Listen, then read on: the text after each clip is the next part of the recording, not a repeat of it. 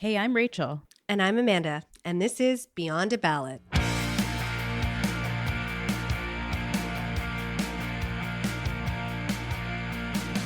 the Ballot podcast. I'm Rachel, here with Amanda. Hello. Hello. And three of our amazing friends. Today is our final dinner party episode of the season, and we are so thrilled to welcome three amazing political minds. People whose names I'm going to mess up here. Okay, let's try. Former Communications Director for Rachel Notley, Leah Ward. Former Director of Communications for Doug Ford, Laryssa Waler. And former Chief of Staff in the Trudeau government, Carlene Variyan. I've read a lot of names this week, and so I'm a little tired, but you get it. We have amazing, amazing people with us. Hi, everyone. Hello. Hi. Thanks for having us. We are so thrilled to have all of you because each of you are such amazing voices for the political worlds that you come from. And we thought we would assemble today to kind of dive in to the session that was, the summer that will be, and the session that could be in the fall. So why don't we start with you, Laryssa, and talk about the opposition over this entire session, because to me, and maybe it's a little partisan, but Pierre's been a super interesting player over the last year. Can we talk about that? Yeah, I mean, I agree with you. I don't know. I think it's so wonderful. I don't know if everybody on this panel would agree. But I think what he has been is super disciplined. And I think that has to be almost universally agreed upon. This is his to lose, but he doesn't have to win it. He would lose it, right? So, you don't vote a government in, you kick a government out. I think he knows that. I think it's going to be, more of the same leading into the election in terms of the topics that he's going to talk about. I can rhyme them off: axe the tax, stop the crime, build the houses, something else. I think we can all rhyme them off. I know. What I laugh the most is when, I'm doing a panel and somebody who's one of the other political stripes starts talking about axing the tax, and I'm like, you're taking the bait. You're repeating the message. It's so true. Yeah. Oh my God. Yeah. So no, I think if I have to describe Pierre this last session, it's been disciplined. And what about Carlene? Talk to us about Justin Trudeau and his positioning over the last session. What was interesting to you? Well, as you know, as Liberals, all we ever want to do is max the tax. So I'm thinking about putting that on the t-shirt. I love that. Oh my God. Try that out. That's See so how good. that works for us. See how it helps in the polls. I'm sure the NDP would buy a few of them. No, you know what, Rachel? Listen, the Liberals are running for a fourth term in the next election. There's almost no situation in any political scenario where that's a slam dunk. It's always going to be an uphill battle. And I think that over the last year, we definitely saw the Liberal sort of party faithful, whether that's party members, the people who you can always count on to go out and knock on doors and in the next election, or even people who are working in the world of politics, like I and the other folks on this podcast used to do. Definitely had that sort of season this year where everyone got really spooked. Morale sort of took a hit as the poll numbers took a hit. But I do think that people are coming around to understanding that, look, this is where we're at. We're running for a fourth term. This isn't going to be a 2015 campaign that's all hope and hard work and where you get to be the voice advocating for change. Laryssa mentioned, and I definitely agree with her, usually you're not voting a government in, you're voting one out. So I think Liberals are collectively coming to the realization that their posture in this campaign is really going to be fundamentally different than it has been in the last few. And it has to be about making a coherent argument for why Canadians should choose stability, let's say, over change and uncertainty, and we can get into whether that'll work or not. Yeah. But I think that's sort of what Liberals have been grappling with. That was definitely a narrative in the 2021 campaign, obviously at the height of the pandemic, the stability argument. So that's interesting. Speaking of posturing during a campaign, Leah, where is Jagmeet? Where is he? What a segue. I try. Yeah, I mean, the NDP are in a really, I think, like almost existential spot, but it's so quiet. Yeah. Because they're not in the spotlight, and they're not really predicted to. We're not expecting to see big changes if there are an election tomorrow in the way that we would see a big flip between the Liberals and the Conservatives. So I think for the NDP, really the focus this year is what is a graceful exit from the CASA, how to satisfy the base around, what can we actually see in terms of tangible results from that agreement that justifies the political cost of it, and then how to continue to create daylight on the doors to make a pitch to progressive voters that their home is with the NDP and not with the Liberals, as the Liberals are bleeding support. And I think to some extent they are seeing that, but not nearly in the ways that you would expect given the sort of shifting dynamics of the electorate. So, I mean, we'll probably get into a lot of the different moving parts that are contributing to that, but I think that's sort of the biggest focus. And then, of course, there's sort of the Western Canadian dynamic, which I think is often lost in Ottawa. Because in the West, we have NDP governments that can and do form government. And it's a very different flavor out here than it is out east. And the tension then between Western Canadian chapters of the party and Central and the federal party, really. It's not even really the Eastern chapters. It's mostly, Manitoba, Saskatchewan to some extent now, Alberta and BC, trying to spread their wings against what can sometimes feel like some constraints at the federal level. So that's blowing up because of elections in British Columbia and Saskatchewan this year. So I think that's almost reaching a bit of a boiling point. Okay, before we get into what the summer has in store and what the fall session might look like, I'm curious, we just sort of talked about like positioning of the parties, where they're at, but what would each of you say was the biggest story, the biggest news story?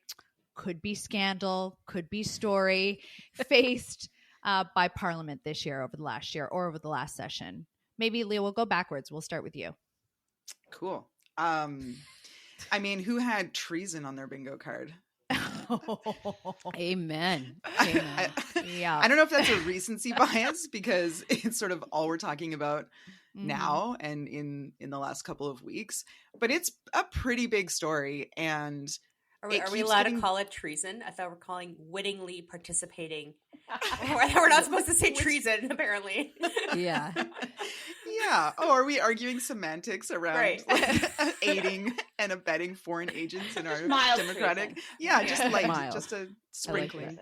Like Yeah, this one, I think this one baffles me a little bit because I think it could have, it just didn't have to be this big of a story. And right now, like the developments as of this week are so explosive and and it just keeps getting bigger in a way that I just we've sat in rooms where you're managing these kinds of issues and I'm having a hard time imagining how people are making conscious decisions to keep it going this badly.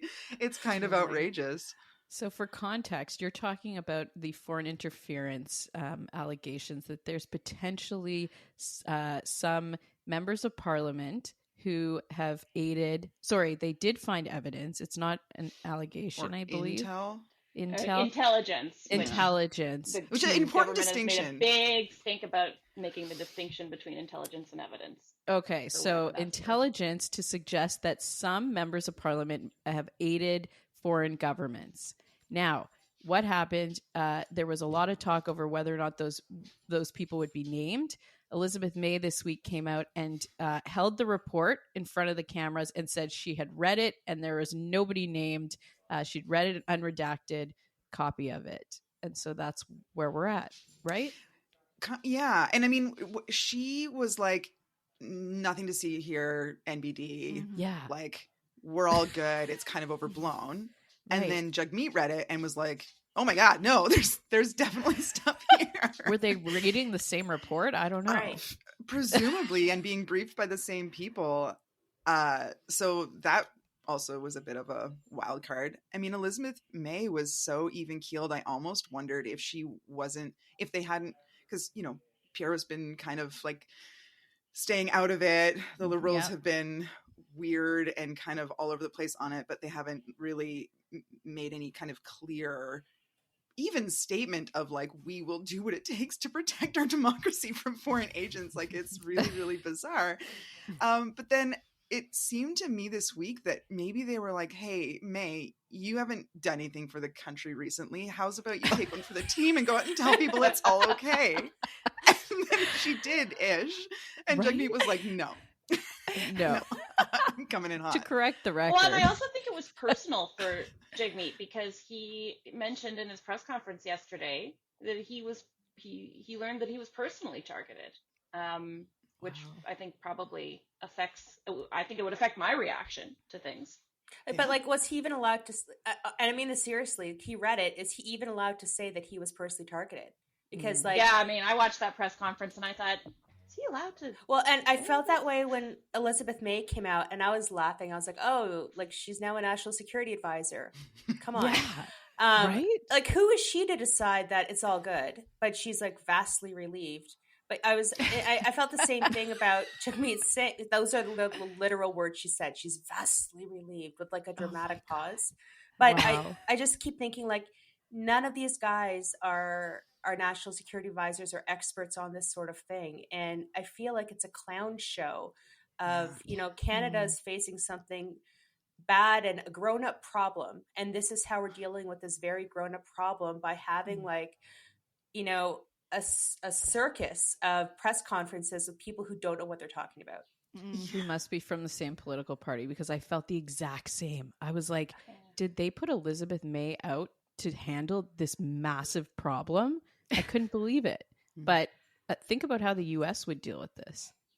They wouldn't. Well, they wouldn't be transparent about it in this way. I mean, like, Canada's kind of Canada's doing something very different here, and the only reason that it's happening is because 5 or 6 years ago they created this committee of parliamentarians, and it's sort of the first time that like parliamentarians, as opposed to the government, you know, ministers and national security officials, are typically the only ones that see this kind of information at all. So this whole idea of having parliamentarians who, I mean, they are there to represent people, but they don't necessarily have qualifications to assess this information. But we're asking them to study this. They're producing a report. The report is lacking a lot of context and details because by necessity it's redacted. And then we're just kind of throwing it out all into the public domain. Like, how do we expect people to not be a little bit freaked out? And I think a lot of other countries are watching what's going on in Canada right now and thinking, so is this added transparency actually helping confidence in our democratic institutions, or is it hurting? I think no matter what, like, over the last year, it's certainly that between the media leaks and the pieces that have come out through that committee of parliamentarians, it has pushed CSIS and the Canadian Security Intelligence Service and the government to probably take more steps to secure elections and push back against foreign interference than they might have otherwise done. So in that sense, it's like a good thing. But yeah, like I spent a number of my years in government working in the national security space. So I spent a lot of time in those, we call them skiffs, those rooms with like the walls and no phones, where you're like given 2 pieces of paper to look at, and then you have to walk out and, you know, can't take any notes, can't take anything with you on a lot of this stuff. And so I do definitely understand that it's difficult for any government, no matter what your political party is. If you happen to be the government at the time, and you're confronting this, it's really, really complex what you can share and what you can't, because by releasing certain pieces, you might be unintentionally compromising a source, Canada also has these security and intelligence information sharing agreements with the United States and the UK and the other Five Eyes partners. We can't do anything that would burn them or compromise our relationships with them. So there's so many layers. And I think Leah's right. Like, this is one of the big stories of the year. And I just can't get my head wrapped around what the right way is to sort of build back that public confidence, but do it responsibly. What's your biggest story of the year?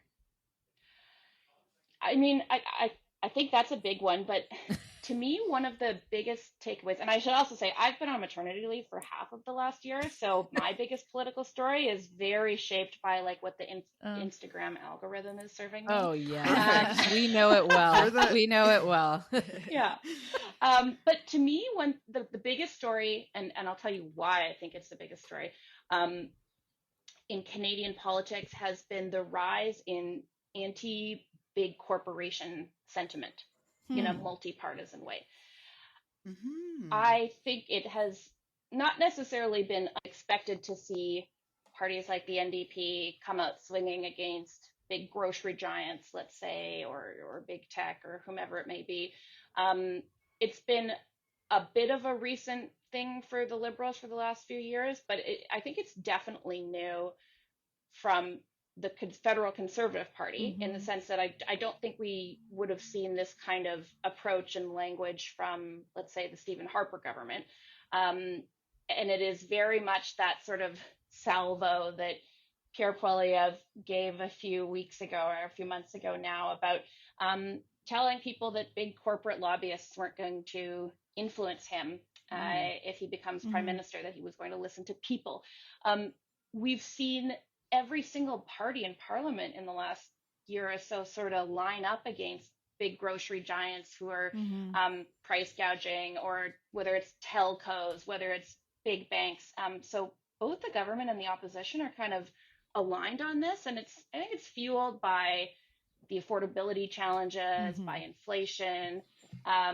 It's just been really interesting to me to notice, and I live and work in Ottawa, so I sort of I see it around town too a little bit, that there's kind of, it's a hard time to be a representative of a big corporation right now in a way that it hasn't been in a long time. That is hard out there for a CEO. Yeah, exactly. So good. Okay. Anyone want to jump in on that? So I think that on this one, and I'll take off my big bad corporate lobbyist hat when I say this, and I will. This is good. I know, and I will send all my love to my big corporate clients who I love and defend very much. But I think what's interesting, at least from the Conservative perspective, is I think they saw an opening with that blue collar private sector union worker, who was hearing and not liking sort of the more activism narrative coming out of the NDP, which is where they've been at home for so long. And I think that, you saw that happen in Ontario very intentionally. I think that's trickled over to the federal space. And I think it's, it's a tightrope that the Conservatives are walking, because there's a whole voter segment that does not share the thinking that, job creators and corporations are bad. And I don't think that that's what the Conservatives are trying to say. I think they're trying to say, we are listening to your workers. Our priority is to listen to the workers. And you see that even like when Pierre goes across the country, the photo ops he's doing, he's wearing a hard hat, he's wearing, reflective clothing. But I think for the Conservatives, at least, it's been that they're filling up space that was left open by the NDP. Interesting. Okay. I think we have to move on to I think we have to move on from news stories because we have so much to cover. And Laryssa didn't get to choose hers. Laryssa. Okay, Laryssa, it's okay. Choose your news story. Choose your news story. Or you can go first on the next one. We're like equal easy, opportunity. guys. What was your big podcast headline? here? My big headline was the supply confidence agreement with the NDP and Liberals, because I think that it did the NDP bad. Interesting. Just leave that dangling. Yeah. Yes. He was like, I'm in. Yeah. Response? I think that's who it hurt. Yeah. I mean, yeah, it's hard, right? Like when you tie yourself to a sinking ship and you start to take on water. So, Well, and I mean, all that you like, what I thought from like my viewpoint over there is like you gave the Liberals all your good stuff. They put a Liberal sticker on it and they screwed it up. this is the reason we don't like Liberals. I'm going to tell you a secret.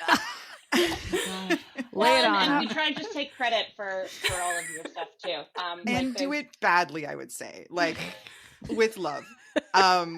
You know, what frustrates me is that, you know, we've long wanted something like pharmacare, you know, like that's like core to values for New Democrats. But getting a program, and I think like I actually do think it's a good program, and I think there are people will be helped by it. And I, you know, I celebrate the people who will get access to contraceptive and diabetes medication. These are good things. But by not making it universal and not going all in, there are so many ways to undermine its success and to chip away at it and prove that it's not necessary, not working, because we're not going all in. And I think that risks our ability as a country to actually do something big like this in the future when we can actually think it through properly and afford it and manage it as part of our universal healthcare system. So that's my tongue-in-cheek frustration with when Liberals adopt New Democratic policy ideas, but do them like Liberals, which is often sort of means tested or targeted in smaller ways, or reduced to sort of essential components. And I think there's like an inherent value in universality that gets missed by that, and then ultimately undermines it. Sorry, I was meant to do that quickly, and then I started to get into like great. A 101 class.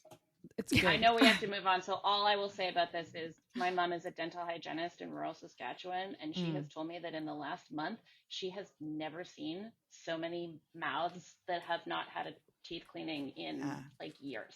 Love that. They're finally coming in because they have Covered. care. So gross for her, but great for those people. Yes, agreed. We can agree on that. Yeah, we're thinking of those dental hygienists. Okay, let's talk about the summer, because last summer we had a lot of news, and I'm wondering, do you guys think this is going to be, as we get closer and closer to a federal election, a hot summer? We saw, and Amanda and I have debated like this. Temperature hot? Well, I think we are going to have a hot summer. Yeah, we've been talking about forest fires all week too. But news-wise, is this where things come out? What's going to happen with the foreign interference inquiry? Politics doesn't stop just because the House isn't sitting. So what are you anticipating is going to happen this summer? We'll go with Laryssa first. Considering like what we almost cut you off. What do I hope will happen? I hope for a quiet, easy summer where everyone can, you know, do what they want to do, get along, spend some time on the barbecue circuit. What I think will happen, I think it's going to be bad for the Liberals, because I think when people talk amongst themselves without sort of a ton of content being pushed in from the center, from Ottawa, I think the Justin Trudeau being deeply unpopular and people not liking him is just going to get worse. If it can get worse, I don't know if it can get worse. But I think there's something intangible now that people can't quantify why they don't like him. And that's, you're in a dangerous spot there. And I think once people start chatting about it, that'll just sort of blow up.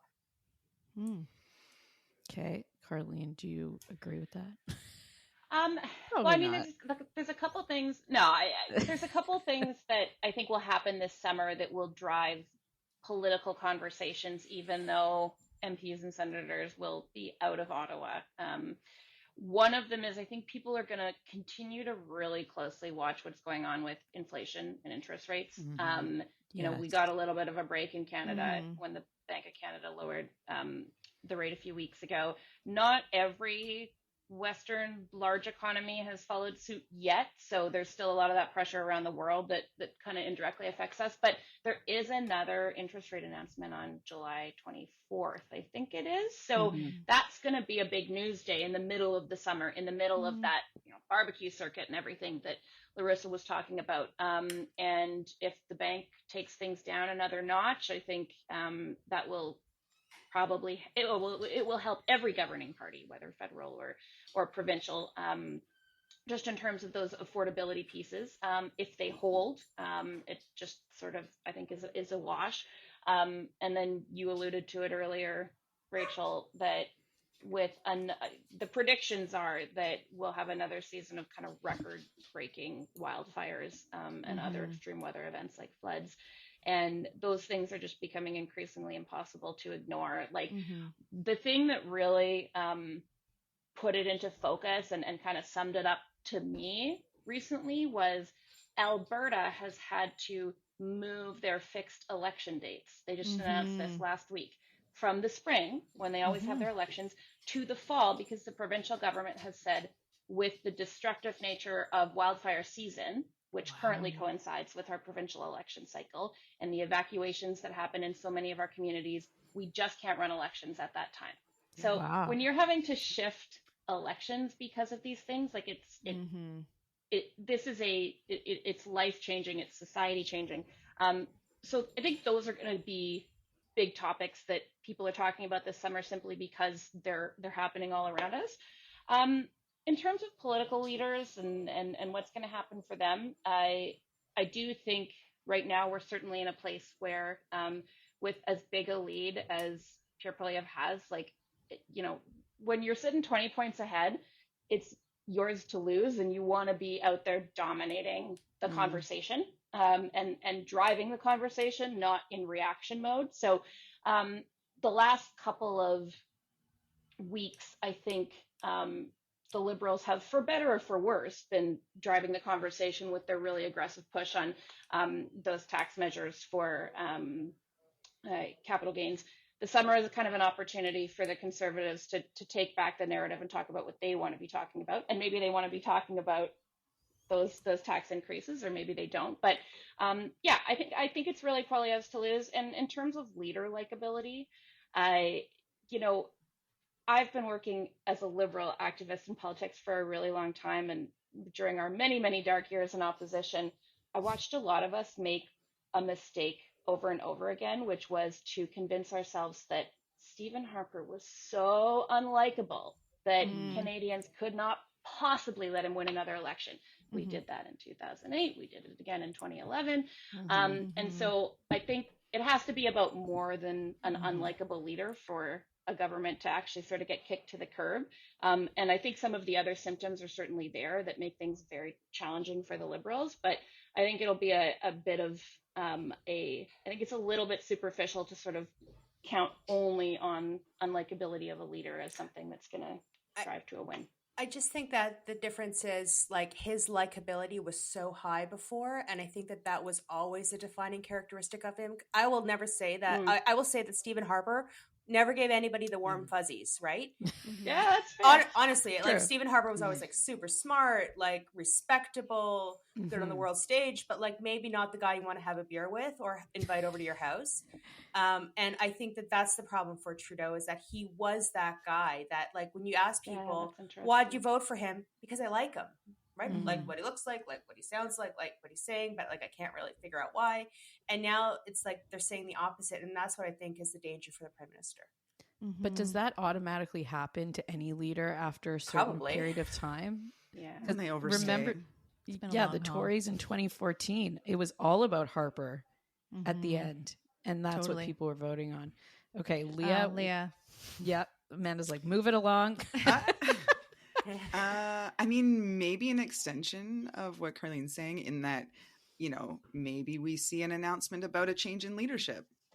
Do you think that's going to happen? I mean, I think it's the only move they have left. And if they're smart, they will do it while they can. The window, I think. To who? Now? Well, that's the problem. Yeah. I mean, I still think there's time. I think that, like, I've lost enough elections. I'm a new Democrat. We lose a lot of elections. Not sure if you know. Yeah, in case it wasn't clear. We lose a lot. And I think one of the big lessons from that is it's, I think, arrogant, and usually in like unsuccessful to attempt to change the electorate's mind about what they're voting for. And every indication that we have is this is a change election. And so you can either demonstrate that you can usher in change, or then you're the status quo and you get left behind. And I think for the Liberals, if they can wrap their head around the idea that this is a change election and figure out how to be change for people, then they might actually have a shot at gaining back some of the support that they've been losing. But they can't. I don't think that they can do that with Trudeau. And I agree. I don't see anybody in the party that could sort of take up that leadership mantle and give Canadians that something exciting to vote for that isn't Pierre Poilievre. But I that's what I would be doing right now if I were the Liberals. And who knows, maybe after this by-election in Toronto, maybe after not seeing, I mean, they said out loud that they wanted to see a bump in the polls after the budget, and it hasn't shown up. And you know, some speculation around that move was that it was almost a signal or a warning to Trudeau that if that doesn't happen, that's sort of it, right? If you can't actually reverse course on this and show that you're still the guy, then that's sort of the moment when we might when they might start looking at making a change more seriously. So all speculation. I have no formal intelligence that would suggest that this is on the table, but you know, whispers and hopes, maybe. Definitely a lot of whispers. So I think it's interesting. Go ahead. I was going to say that gives me anxiety. Like, we've been having this conversation of will he, won't he now for a year. And as we get closer and closer, I'm like having heart palpitations that at some point he's going to realize he's got to go and there's not going to be enough runway. Like, we got to make a decision. I don't know. We did it in 5 weeks in Ontario with Doug Ford. Oh, we did. True. Very true. That's easy to forget. It is very fast. That's a good point. So we've talked for our listeners. We've talked a little bit about polls. Polls obviously consistently showing the Conservatives way up. I'm curious, Carlene, if Trudeau doesn't pack it in and hand the baton to somebody else, do the Liberals have another way back, in your view? Of course, I'm going to say yes. Good. Absolutely. That's what I was hoping for. I have to believe that as a person who believes that government has a positive role to play in the lives of its citizens, especially in like 2024. A theme of Justin Trudeau's career has been what he's able to do when people underestimate him or count him out. That has been a very recurring theme since like 2013, when he first sort of threw his hat in the ring. So that's the first thing I'd say. I would also say campaigns matter. Yes. The way, like we have seen with so many elections in the last number of years, that the way things looked on day one of a 45-day campaign, or the horrific 72-day campaign of 2015, which I hope we never, ever, ever do again. Those, things looked drastically different by the time we got to election day. I think that will, there's no question that will once again be the case in this upcoming federal election, whenever it is. So the Liberals do have an opportunity to map out a strategy here to go find, they need to go find their voters. Who are their voters in this next election? Figure out where they are, figure out how to speak to them in a compelling way. And I'm not ready to count anything out yet. Like I said, it's an uphill battle anytime you're running for a fourth term, but that whole idea of creating a coherent argument around stability and a positive centrist approach to governing, and painted as an alternative to like a brash, hot-headed, burn it all down approach to government at a time of so much global instability, there's something there. And if the Liberals can find a way to grab onto it and to talk about it in a compelling way to Canadians, there's a way back. Leah, amongst all of the conversation, which seems to always reside between the Liberals and the Conservatives, and as we lead up to an election, you hear it more and more, the Liberals versus the Conservatives. How do the NDP, and we sort of said this when we said, where's Jagmeet been? How do the NDP carve out their own space. Do you see this as an opportunity, given where the Liberals are in the polls, for the NDP to present something net new to Canadians, for them to be a truly viable alternative? I would love that. Like, that to me is the move, right? Is to not, I think, like in the last election, maybe the last two elections, the daylight between the two parties has been pretty dim. Yeah. Yes. And it's hard to distinguish. And so then progressive voters then choose viability, right, over ideology. For sure. And I think it would really behoove. I haven't sworn yet, but I'm going to use the word behoove. Is that a swear? Great word. That's not a swear. That's a polite. That makes you sound smart. It was so lovely. Yeah. That's the idea. But it would be really prudent, I think, to actually surprise, like to come into the election with something fresh, with something maybe a bit progressive populist, to sort of carve out a space on the left that is uniquely socially democratic, and not fighting for the center, so that you're basically staking some ground, and providing some directionality there. So I'd love to see that. I don't have a list of these like great ideas that I'm sort of holding back. But I think they're working on it. And I do think the project for the NDP right now is to create, I was saying that earlier, right? It's to sort of create some distance, and compete with the votes that Poilievre is taking, really, for working people, for lower income folks, for less educated folks. That's the job. And how does Jagmeet get back on the scene? Do you go into the election with him as leader? Yeah. He's the leader. There's no groundswell of movement to replace him. There's still enough faith in him to get through another election cycle. After that, I think we might see a desire for change, depending on the outcome. But yeah, he'll definitely lead the NDP into the next election cycle. But I think that he'll probably spend the summer like micro targeting his activities to strategic locations where they think they can either protect or pick up seats. So it won't be necessarily as big and flashy or broadcasty, but it'll be targeted is what I expect. And Laryssa, earlier, I think it was Carlene who said, when you see Poilievre way out in the polls, he needs to continue to drive the narrative. Do you agree that that's what he needs to do this summer and leading up to the next election? Or do you think that there's another approach? I think he plays it safe, right? I don't think he has to introduce anything new. I think,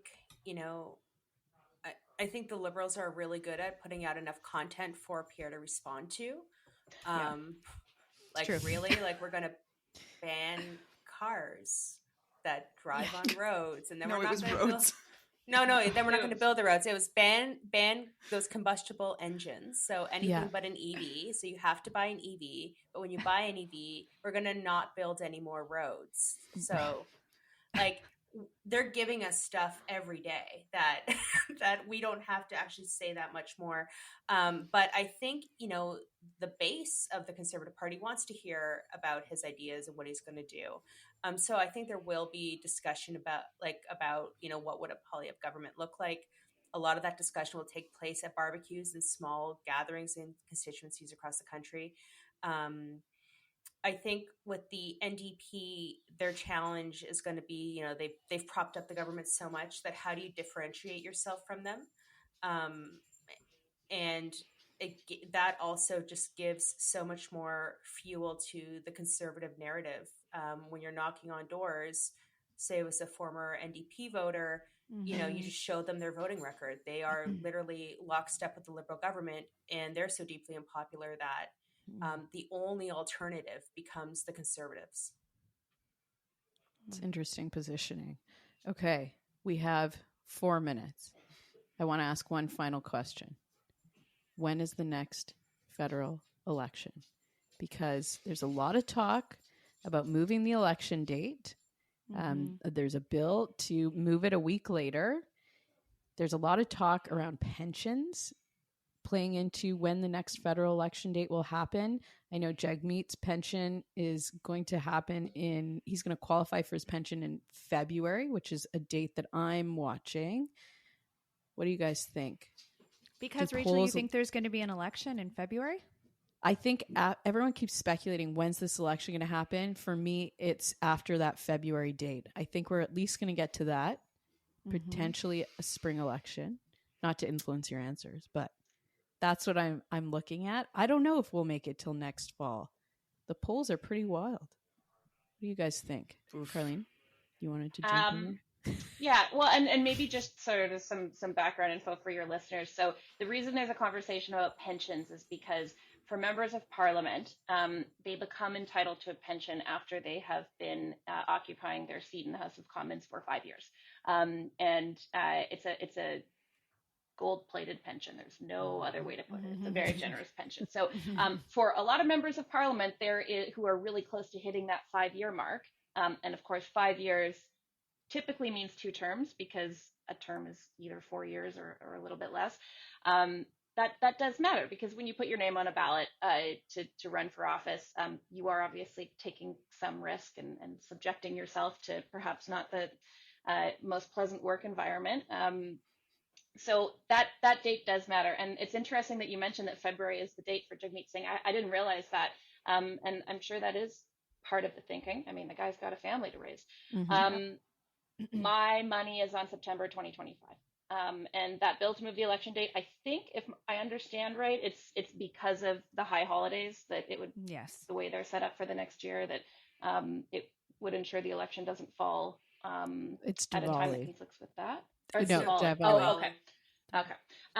They didn't move it for the high holidays before. Yeah, it has been on the high holidays, It and has they were been. And they didn't move it. did not move it, they and don't so move it. now That's they're saying interesting. that they're moving it for Diwali, and interestingly, that would also mean that 80 more members of parliament would receive their pensions. Yes, so But that's because of the- that 1 week, because they One moved it week. that 1 week, it's 80 more people.